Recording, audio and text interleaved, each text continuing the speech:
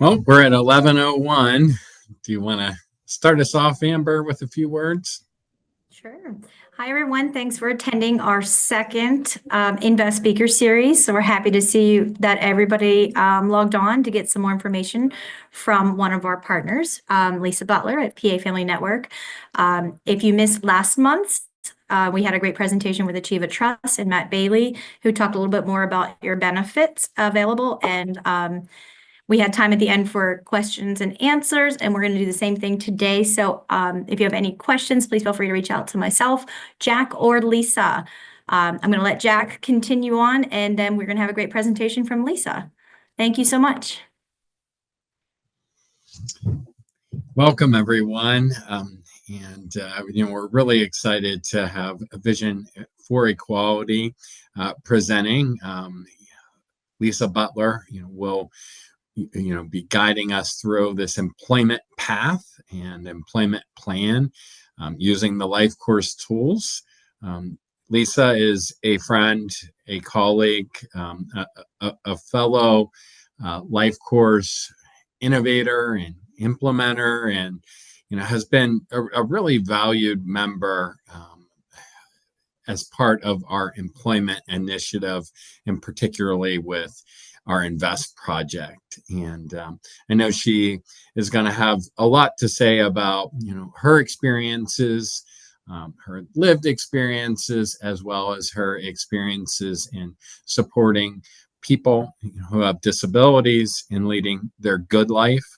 Lisa has always promoted a holistic approach when supporting people and planning with people. So I'm really excited to hear what she has to say today. I know that you will be as well, and appreciate you all showing up. We will have an opportunity for Q&A. There are some questions that have already been sent in. I will be moderating, and Amber will be in the space as well. So enjoy the presentation today. And Lisa, the floor is yours. All right. Well, thank you so much, Jack, for that wonderful introduction. My ego's the size of a watermelon now, so I appreciate that. So before we get too far in the mix, I just wanted to introduce the project, the Invest project, a little bit. It stands for Integrated Vocational Engagement and Support Team, and the project is about competitive integrated employment, CIE, some people may see. And it's in collaboration with the Office of Developmental Programs, ODP, and the Office of Vocational Rehabs, along with the PA Family Network. We offer the family support aspect of the grant. So we help families plan, problem solve, and navigate the system that we all know is not very user-friendly, right? And we do that through peer-to-peer support, mentoring. We mentor the families. It's always person-centered. We have the person in the context of the family and using the LifeCourse tools. And I feel that it's an integral part of the project because we, bring it back to the person when we're having discussions. So, I love all of the team aspect. We're working really well together and have some great information to share with you. So let's move forward. So this will be how we're using the LifeCourse tools to create employment. Let me see if I can get this. So this is my family, my husband, my son in the back, that's sort of the best smile we'll ever get from him, and Sophia. And Sophia pretty much brought me into this field. She was born at 2 pounds, 8 ounces, and we pretty much were told to take her home and love her, that that is all her life would be. But she definitely showed us differently. So family advisors, we are people with intellectual and or developmental disabilities, including autism, as well as family members. All our family members obviously come from a very diverse lived experience. We do workshops on LifeCourse, safety, relationships, waivers, future planning, and employment. We do mentoring for individuals, families, as well as teams. And again, as I mentioned, we assist in navigating the system across the lifespan. Our why. For individuals with intellectual and developmental disabilities, the role of the family is very unique and often central in the support and care provided across the lifespan. Family members play key roles in identifying, securing opportunities for their family members to participate in meaningful ways within their community and ensuring access to self-determined lives. That is directly from the Wingspread report. So, proudly, here are some of the people that work within the PA Family Network. Definitely have wonderful lives. We have a young lady up in the corner with her staff, and this young lady has a better social life than I do. She takes trips all over the United States. The young lady in the middle, Sarah is a very strong advocate. You can see her in front of the Capitol, but she definitely lets people know how strong her intentions are, what she feels is right and wrong in the world, and how best to support people with disabilities. The couple down in the bottom is a husband and wife, actually, that the husband is one of our family advisors or self-advocates, and that is his wife. They're at the lake. Down at the bottom, that is actually our director's son, who is so talented, not with art and theater and employment. He has a job at a pizza shop that he's had for many, many years. And last but not least, up in the corner is Ernie. Again, Ernie lives a very self-determined life. He lives independently in his own apartment, and he is a proud member of the Special Olympics. Our core belief is all people and their family have the right to live, love, work, play, and pursue their life aspirations in their community. So notice when I said that, I said all people, and that's because it is definitely about all people, not just people with disabilities. Everyone wants to be able to live the life that they want. Jack, did you have your hand up? I'm sorry. No, I just put it up. I also wanted to capitalize on the word there. Sometimes we use community as a destination, right? Versus their community. And I don't know if you want to take that further or not. I just like the use. Thank you. Thanks, Jack. So let's talk real quickly about what is the LifeCourse framework. I don't know if many of you have heard this and are just, really just questioning what it is and what it's about. So LifeCourse framework has the person, the individual, in the context of their family, surrounded by our life domains. And then these are 3 buckets that we feel that everyone needs parts in their life of discovery and navigating the system, connecting and networking with people. We all do that, right? In goods and services. What do we need our lives as far as car, eating, food, music, books, all of those things fall into place and bring our lives together.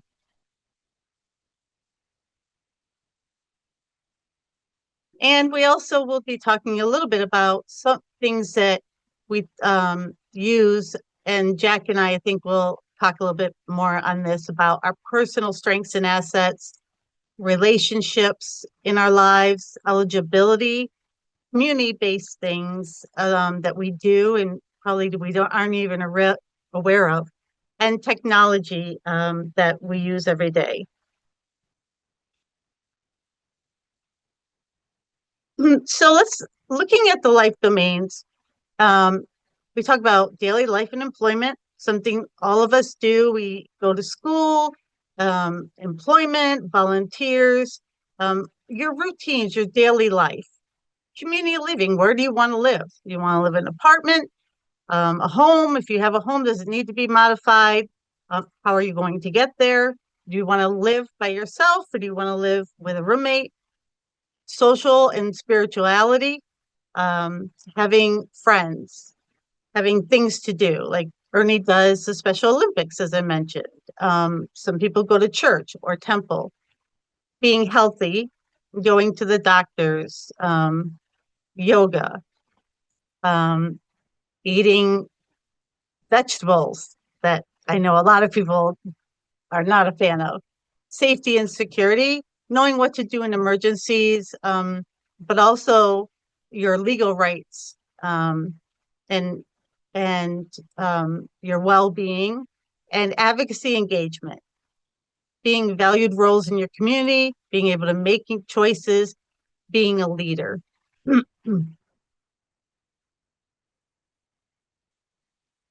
So again, as I mentioned, these are our life domains. And then we're going to bring them around to our one-page description, or one-page profile. And it's another cool tool in the LifeCourse framework, and it really centers around the person. It asks us questions like, what are my strengths and assets? What's important to me, and how best to support me? We're going to talk about it a little bit about employment. So this tool is very versatile. As I mentioned, what am I good at? What am I interested in? And this is when we're talking about employment. Am I interested in gardening? Am I interested in working in a front office, as security? Am I interested in working in a restaurant? What's important to me? Do I need to be with a lot of people? Do I need a place that's quiet? Do things startle me? Does noise bother me? And what supports would help me discover what I want to do for my job? Or would also, I'm sorry, what supports would help me in that job? So would I need a set of earphones? Would I need an adaptive desk? Would I need things written larger, or my directions written in a different way? Because we all learn differently. Oops, I went back one too far. I apologize. So what I want to do is talk a little bit further. I know I went just over part of the LifeCourse framework with a one-page description, but I want to explain to you why it's so important in our work. And this is where Jack will probably jump in a little bit. This is my daughter, Sophia, that I mentioned, and this is her first day of life. And if I had done what the doctor said, if I had just brought her home and, laid her in her bassinet and we just loved her, but never tried anything else, never advocated or pushed for anything else, I'm not sure where she would be. And so in all honesty, I can tell you that these LifeCourse tools really opened my eyes and brought my daughter to the center of our community. And I'm not saying that lightly. It's not this magic potion. It is the way that we think about things. It's a different mindset of how we think about things. And for the PA Family Network, with all our lived experiences, we're able to support families by mentoring and walking along that path with them, because we've been there.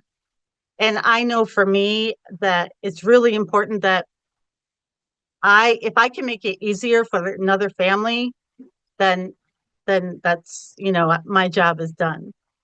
So with the Invest project, as we're talking about employment, when we talk about, okay, so Jeff would like a job, and where should he work? And everyone sort of throws out things. And the family engagement piece, I bring it back to, let's ask Jeff what he would like to do. And I use the 1-page description to help us guide that conversation. And Jack can probably tell you that I really don't have a problem diving in deep. But in order for us to succeed in helping Jeff with employment, we all have to work as a team.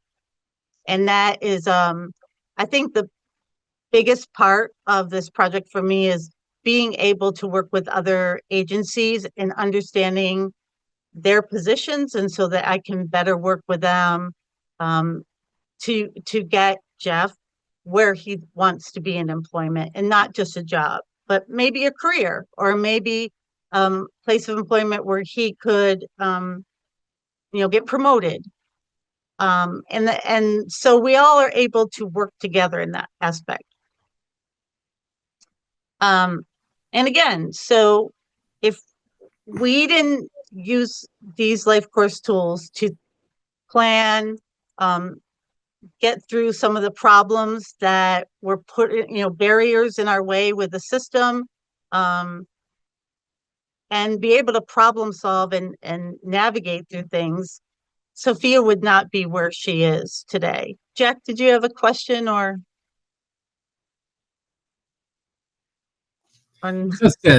Just a couple thoughts. First Sure. off, you're right. I needed to interject. When you've been showing all these beautiful pictures of your family and your daughter, and just sharing your story, it makes me think about my story, and when I had to take a stance, and it seems like it continues, even though my daughter is, what you might call typical, and she's 14 now. Our vision is our vision, and it's reflective of her. So it really took us, using the tools, together, to learn how to really use the tools. Right. My daughter, being born, a couple pounds, she literally, fit in my hand, and had some complications, early on. And then, later on, others, continued to tell us of what her limits would be. Even after the weekend that we had where, she won first place at a dance competition overall, not that I'm proud or anything, but we still have these people chirping in our ears. She's doing too much. She's doing this. She's doing that. And, we really had to go back to our vision, together, and look at it and, follow her lead on it. So, long story short, it takes doing these tools on yourself, your own loved ones, to really understand how they work. So when I'm in a meeting with Lisa and a person that we're together planning his life of personal significance or his good life, we're doing that many times because of Lisa. And just to clarify, our function really is to lead all participants in Invest to an employment goal.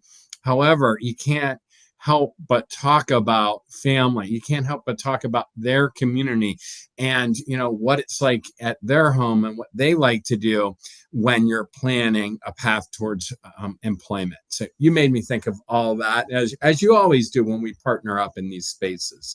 So thank you for that. Thank you, Jack. And you put this in my mind that yes, we might find that place of employment, but also we need to remember that if that person, let's call him Jeff. I don't know why I jumped on the name Jeff, but if Jeff has a job and it ends at 3 o'clock, but mom and dad don't get home until 4:30, and they're a little concerned about Jeff, being there, remembering to secure the door, um, you know, maybe not using the stove. Um, there's that conversation that needs to be had of, okay, but here are some things that this is how the family is working. They don't get home till 4:30. So let's talk about what we can do to make that work so that the family feels that Jeff is safe and secure. Jeff feels safe and secure. Jeff also feels independent, that he's, coming home from work, might want to make a snack. So there's so many aspects that oftentimes we haven't really thought about. And I pride myself on being part of the family network because I think it's a valuable role of bringing that back to the family, because the family brings it right back to the person. And that's what it's about, that one person that's looking for employment. So I'm just going to have my information here so you can jot it down. And I hope that you do, and I hope that you reach out to us. We have a plethora of workshops offered on our website. We have advisors, as I mentioned, with such lived experience. We also have a advisor who is bilingual. As I mentioned, we have a grandparent. We have self-advocates you saw on the slide.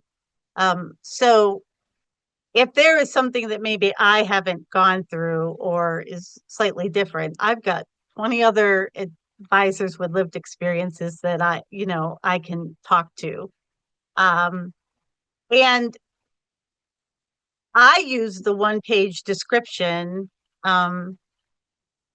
as when I'm introducing new staff to my daughter. My daughter requires nursing. So that one-page description, what are her strengths and assets? She's very social. She loves people. She loves music. She's very determined, stubborn, knows what she wants. What are things that are important to her? It's important to her that at 4 o'clock, she is able to go into a room and watch her iPad. She doesn't care about anything else. And she will tell you, because she tells me often, I will call you when I need you.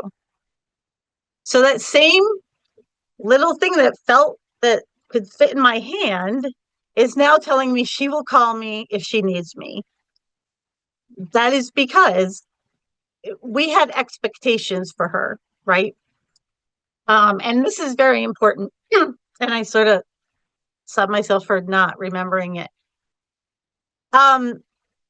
We all have experiences, and we base things that we do in life on those experiences. So I had a bad experience going to the grocery store, and it just made me so upset and so stressed out.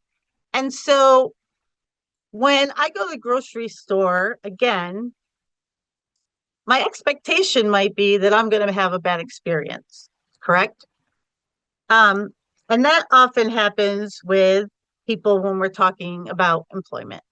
So when families tell me we've already done that, it was a terrible experience, we've tried this, we've tried that, my answer in all respect to them is, okay, can you tell me what happened when you tried that? Can you tell me about the experience that you had?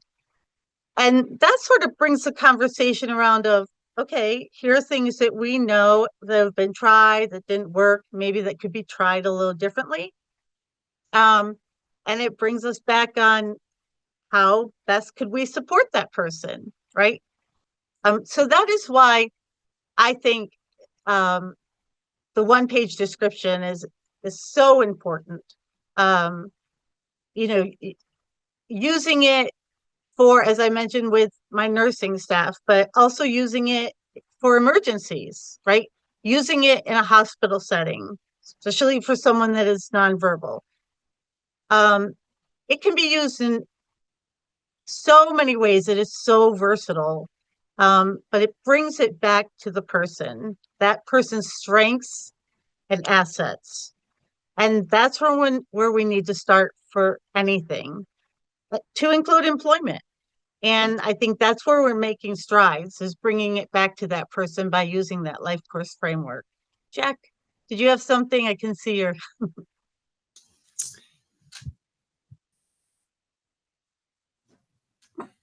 I'm sorry.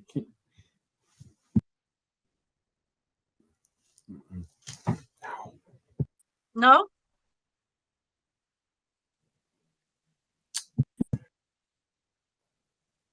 Can you hear me? Yeah, completely. No, I can't. Now you're on mute, I think.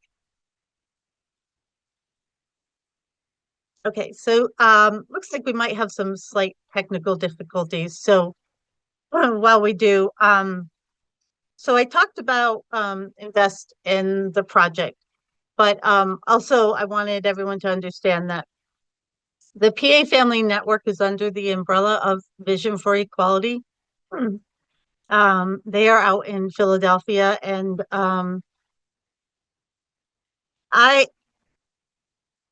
I am very proud working with Vision for Equality PA Family Network, because it is about families. It is a family's voice, bringing it to the forefront, and letting people know how important it is that, you know, things are moving forward when families are understanding the system, knowledgeable, feeling confident, um, having those expectations, and someone to sort of be by their side, mentoring them. Now, we don't advocate for families, but we do mentor them and, you know, help them see the resources that they have as well right in front of them. Um, you don't know what you don't know, right? That is, I think that was my biggest struggle with Sophia. I had no idea where to start. Um, you know, I was calling agencies that had nothing to do with people with cerebral palsy, but I I didn't care. I didn't know. I just needed someone to guide me, to tell me what I could do for her to have the best life possible. Um, and um, I can't I can't say that, you know, until I found the LifeCourse tools, you know, her life was terrible. That's not what I'm saying at all. But they sort of hit at the right time where I had really no direction on all the things that are, you know, sort of thrown at you when you are in this field. Excuse me, when you live in the disability field. I apologize. And it's very overwhelming. And I was also working part-time. And so often the people that we are talking about, the participants within the Invest project, while they're looking for employment, their families are working full-time jobs as well. I think another a question that some of you might have is, um, who qualifies for someone with Invest? So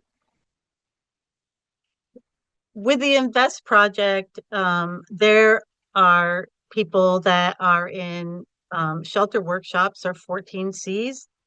There are people that are in day programs, and there are also people sitting in front of their couches at home. And then there are people that are probably about to graduate and may not know what they want to do, or may not have had a transition plan ready to guide them. Because for family members, when people graduate from high school, that rug sort of is pulled out from underneath you. All those resources that you counted on at school are not there, or don't apply necessarily, because now your loved one is considered an adult. They're out in the community. There are things in the community that everyone must learn, right? My 17-year-old son needs to learn things differently that he doesn't do in high school that he needs to be doing now as he prepares to graduate. And that's what I need to do with my daughter. I don't know if you saw in the picture, but she volunteers at New Hope Ministries. I tell you, this girl is out every single day doing something. And that can be eating pancakes. She goes to different restaurants and tries out their pancakes because she loves pancakes. And we're talking about employment with Sophia, and, how we can move the things that she does into maybe employment, the things that she loves. So again, I'm bring my one-page description in front of me, and I'm listing all her strengths and assets. And I'm listing things that are important to her. And I know it's important to her that she's told that she's doing a good job or that she's rewarded. I know it's important to her to be able to see what she needs to do, as well as being told. It's important to her to have people that care about her. And then how best to support her. Again, it's having those things that she needs in order to do the best job that she can. But also, Sophia would startle if a piece of metal maybe dropped on the concrete, which could put her into a seizure. So maybe having her more in an environment that's not so noisy or so open. Maybe letting people know when she first started at New Hope, the ladies at the front came up and they knelt down in front of her, and they're like, "Oh, Sophia, we're so happy to see you. Hello, hello." And they were, touching her, and she said, "Shut up." And everyone sort of backed off. Wasn't one of my bigger problem moments. But she was saying, I'm touching you, and I'm a little overwhelmed here, and you're touching me. And, would that happen to her if she wasn't in a wheelchair and a disability? Maybe if people, were happy to see me, when you walk in and someone's happy to see you, yes, they hug you. So it was overwhelming for her. But out in a place of employment or volunteering, you don't tell someone to shut up. So those are things, that need to be taught to her as she's going to be out in the community. We talk differently, right? We make sure that we use our manners, although we should be using them all the time, but right when we're out in the community. But again, it's the same thing. If I walked into a place and people were excited to see me, I would probably get that same hug. So it's not necessarily a disability thing, but it's a thing where that she may not articulate that she needs that space like I might be able to. And so those are things on my one-page description before she even starts, that if people understood that she needs a minute when she comes into a new location, that might have, come out a little differently and worked a little better for that, first day. Hey, Jack, welcome back. Thank you. I was removed from the meeting, so I don't know if it's something I said or did, but I'm back. I want to encourage everyone to ask any questions in the chat or Q&A. We do have a few questions, and I missed a little bit of your presentation, but and where I picked back up on was you talking about the one-page profile and completing it, for, engagement in the community or employment. And that's one of the questions that was asked was, do you encourage people to do multiple, one-page profiles? Have you supported people in doing multiple one-page profiles, and in what areas, would they focus on if there are multiple profiles? Well, so the beautiful thing about the life course is there's no right or wrong. Okay. I can tell you just recently that we were working with a few people that were talking about employment, and we were talking about, name something that you are good at, one of your strengths and assets. And this one young lady said, I am great at organizing things. I am so organized. That's awesome. You can think about that in your daily life. And part of that daily life is employment. And we were talking about employment with her. So being organized, and I used the description of owning a bakery, because who wouldn't want to own a bakery? And I said, if I was hiring you, you're so organized, I would want to hire someone that's organized. So we brought it back to strength and asset. We brought it back to that employment piece. What does she like? Well, she likes cooking. She's really good with different recipes. She tries different things. She likes gardening. She likes the outdoors. And I'm like, again, I'm the baker. I own this bakery. She loves cooking. She loves gardening. Those might be things that, I could use someone like her in my bakery. So we were using that one-page profile. We were describing things that both she does in her life that's important to her, but it also can apply to employment. Yeah. Thank you for that. And one of the questions that has been asked of me, and and it relates to SWITC and or the Invest project. Some, just for those that are listening and engaged in this presentation today, it seems like we toggle back and forth between saying Invest project and SWITC, right? And although they're definitely connected, one would be part of 13 states, whereas the other, being Invest, is PA related, right, Lisa? Is that in short, Yep. how we would compartmentalize it? Correct. We are in every region in the United States. We're going to be supporting throughout Pennsylvania. So we have family advisors that are with us, and they support various regions where they live. So, yep, yes. Regardless of where the location is at, it's addressing one issue, right? And that is sub-minimum wage, right? And or alternatives to being paid pennies on the dollar for work, right? Real work, right?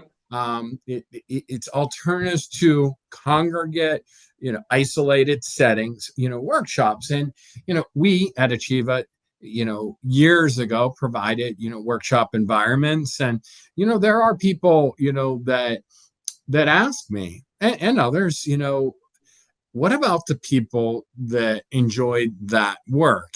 And what about them? How are we supporting them? And the quick answer is, we've engaged in person-centered planning. It's ING for a reason. It's ongoing planning. We're always open, to working and meeting people where they are, but not in the workshops. Not in the workshops, right, Jack? Yeah, you're right. We're not providing that model. And what I'm getting to is a real question about managing expectations, Lisa. And you referenced it early today. I referenced it in my own personal life. Like we have high expectations for ourselves as parents, and then for our daughter. That's personal, right? As a professional, I have high expectations for Achieva because our core values are relative to that, right? So exactly. that's in our DNA.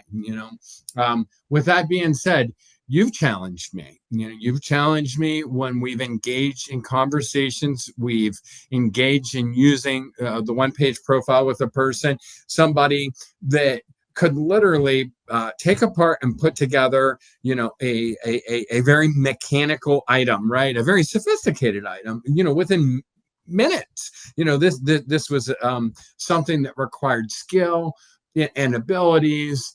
And here is a person that wanted to work, let's say, in cleaning and janitorial, right? So here we are at a crossroads where we know, we believe that this person is capable of doing something more. No different than, somebody that's in a workshop, right? Somebody that's capable of more. But here they are making the decision. So I know that's a complex question, but I think you're following me. How do we handle those situations? How do you, in your role, with PA Family Network, in your role as a mentor, with lived experience, what do you do in those situations where, somebody is almost choosing a role that could devalue them? So that's a question. Well, first of all, I have to say that we make sure that we build relationships with the individual, the participant, as well as their families. If there's not trust there, then we're not going to have the conversations that we need to have. And I understand, and I'm sure, Jack, you do, that sometimes when we're sitting down with families, they're like, another thing. Okay, yep, just give it to me. Um, and they soon after talking, as I mentioned before, the LifeCourse framework isn't a new thing. It's a different way of thinking. So I use it as a guide. It's not a step-by-step checklist. And so what's important is having that conversation with the individual and the family first and really understanding them. And if doing trash or recycling is what someone wants to do, then that that is what they want to do, and that they've made it clear. um I think all of us have talents and things that we can expand on and use. um I don't necessarily think that we should already have a job in mind when we're talking to someone, because that sort of guides us without us even realizing it. So before that's even talked about, I want to understand a little bit about that person, about the family dynamics. Again, just going back to what's important to you, right? What's important in your life? Um, and asking that question in various ways, and just again having a conversation. It's not me checking off a box. I'm not interviewing anyone. I'm just having a conversation. And I think, you know, we also need to realize too, when Jack, I think you and I are doing this with a participant, that think about, and I had it in my slide, about all the things in your life that you deal with. And this is the one-page profile I mentioned is just one part of the portfolio.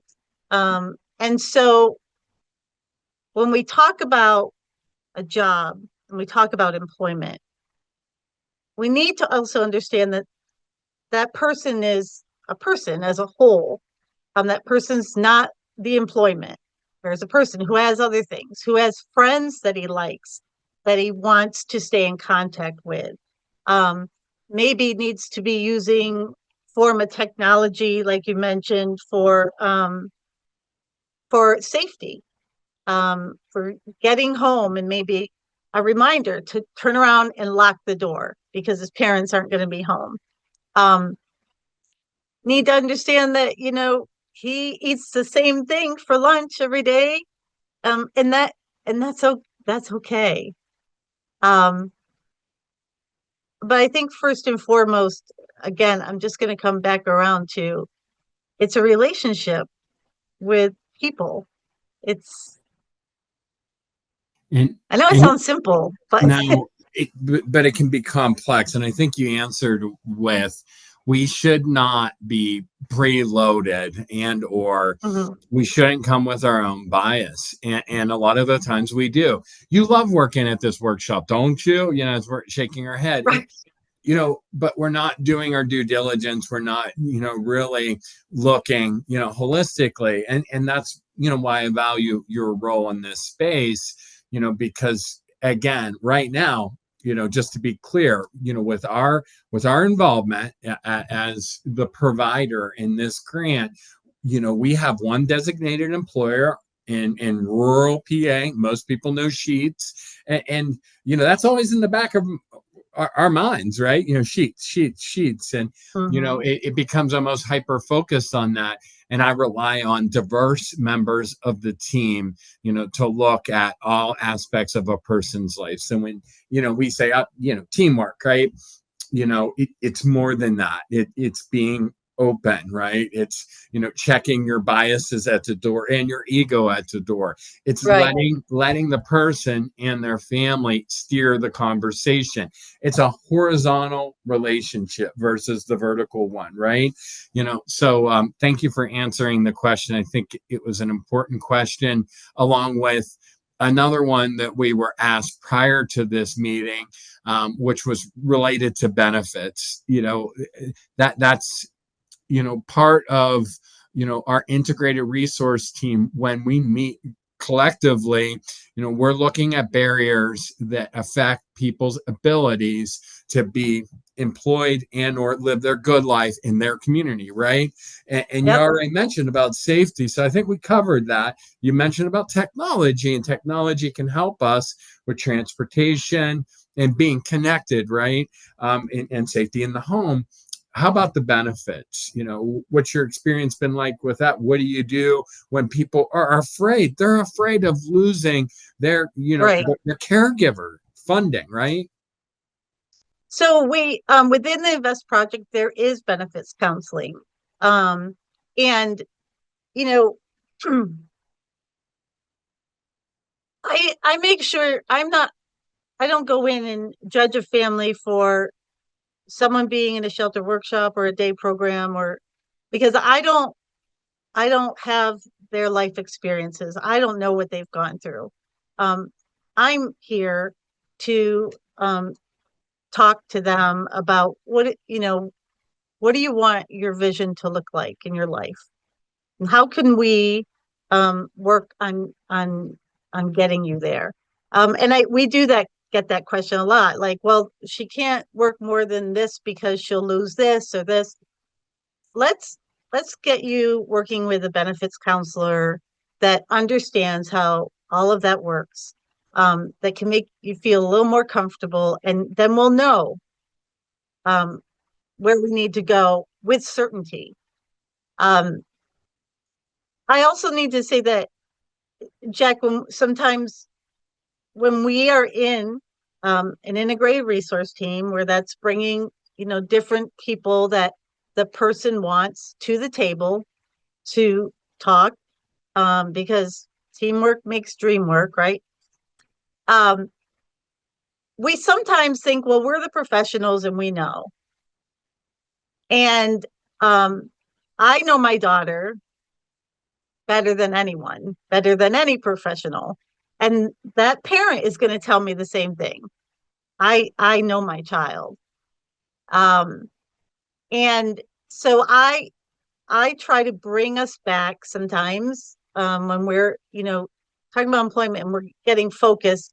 And I'm like, we have this person right here in front of us. Let's hear their voice. Um, and whether someone's verbal or not, people communicate in various different ways.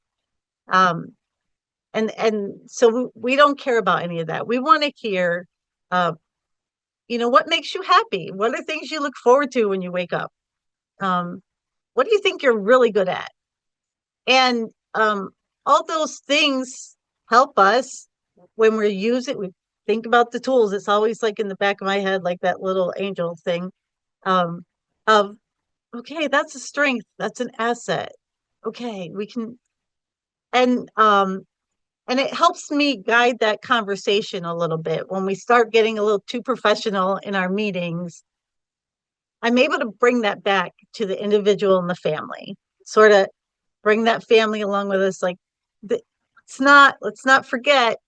Um, and I think you and I had this conversation. I'm like that little hummingbird that's like, hey, um, you know, don't It's forget. evolved from a gnat to a hummingbird, right? We did go from that, which is I'm very happy.